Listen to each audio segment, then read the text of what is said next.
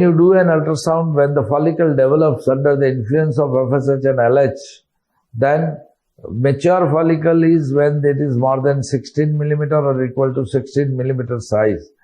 Now when the follicle reaches to 16 millimeter, then you put it on a color Doppler, and what you see is the 3/4 of vascularity is present. Means the vascularity covers 3/4 circumference of the follicle. And if you now measure the RI will be less than 0.5, or normally it is between 0.4 to 0.5, and PSV is more than 10 centimeter per second.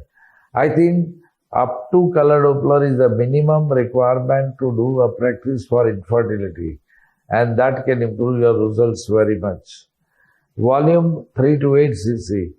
Cumulus can be seen very well with the 3D ultrasound machine.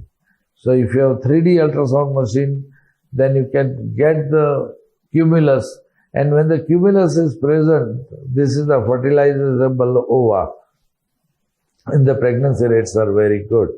Still one step ahead, 3D power Doppler can be used, and here you can detect VI, FI and VFI values, and that will help you to those patients who have not conceived, even up to color Doppler. You can use 3D and 3D power Doppler. That may increase the pregnancy rate. Documentation of ovulation. Documentation of ovulation is done by collapse of the follicle, free fluid in the pouch of Douglas, echogenicity of the endometrium, that is the ring sign.